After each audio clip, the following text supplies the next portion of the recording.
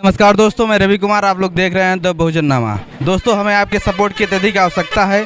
अगर आप लोग चैनल पर नए हैं तो चैनल को सब्सक्राइब करके वीडियो को लाइक करके अधिक से अधिक शेयर करें। दोस्तों, आज यहाँ पर मैं उपस्थित हूँ करछना विधानसभा में और यहाँ पर बहुजन समाज पार्टी के एक कार्यक्रम हो रहा था। ये यहाँ जानते हैं। सर, स्वागत है आपका द बहुजननामा में। बहुत बहुत धन्यवाद आपका। किस प्रकार का कार्यक्रम था सर यहाँ पे? सम्मानित साथी, बहुजन समाज पार्टी के राष्ट्रीय अध्यक्ष, पूर्व मुख्यमंत्री, पूर्व में राज्यसभा के सांसद, बहुजन समाज की आवाज़, हम लोग नेता आदरणीय बहन कुमारी मायावती जी का निर्देश है कि हर लोकसभा स्तर पर बहुजन समाज पार्टी का कैंडिडेट और लोकसभा के सभी पदाधिकारी कार्यकर्ता के साथ बैठ करके चुनाव में जो हमारा रिजल्ट आया है, परिणाम आया है, उसकी समीक्षा किया जाए और जो बेहतर है उसको आगे बढ़ाया जाए, जो उसमें कमियां हो उसको सुधार करके हम लोग आगे बढ़ने काम करें। ये समीक्षा बैठक इसलिए की गई।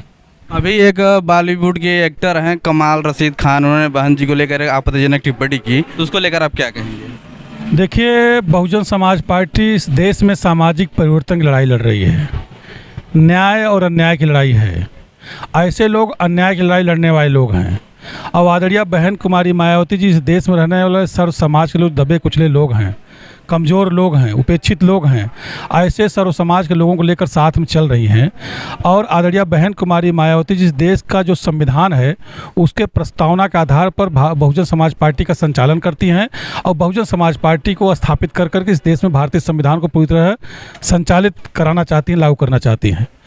और जब भारतीय संविधान पूरी तरह से लागू होगा, आदरणीय बहन कुमारी मायावती जी की ताकत बनेगी, सरकार बनेगी, तो जो ऐसे लोग, जो कमेंट करने वाले लोग हैं, ऐसे लोगों का मकसद पूरा नहीं होगा और ऐसे लोग हाशिए पे आ जाएंगे। और इन्हें कानून द्वारा, कानून के राज का स्थापित जब होगा तो इन्हें साधारण इंसान बनकर रहना पड़ेगा।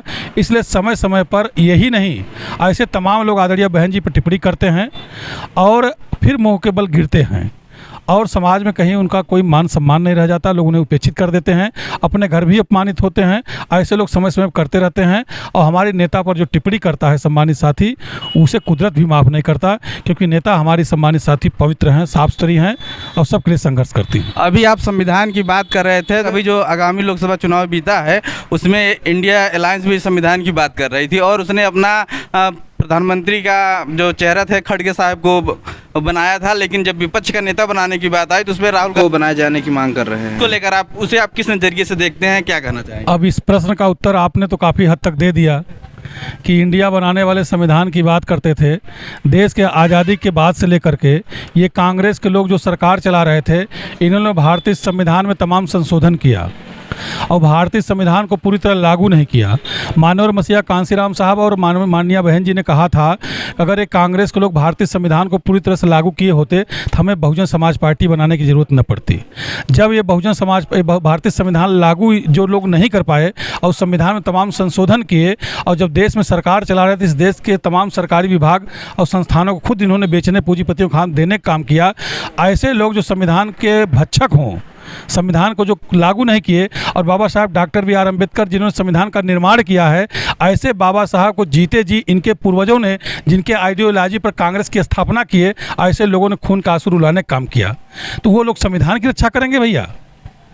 और दूसरे लोग जो इधर समाजवादी पार्टी के नेता श्री अखिलेश यादव जी, ये अंबेडकर पार्क को ऐसी अड्डा बताने वाले लोग, इनके पार्टी के लोग, इनके पिताजी आदरणीय मुलायम सिंह यादव जी कहा करते थे संसद में कि मेरी अंतिम इच्छा है कि एक बार प्रधानमंत्री आदरणीय मोदी जी बन जाएं।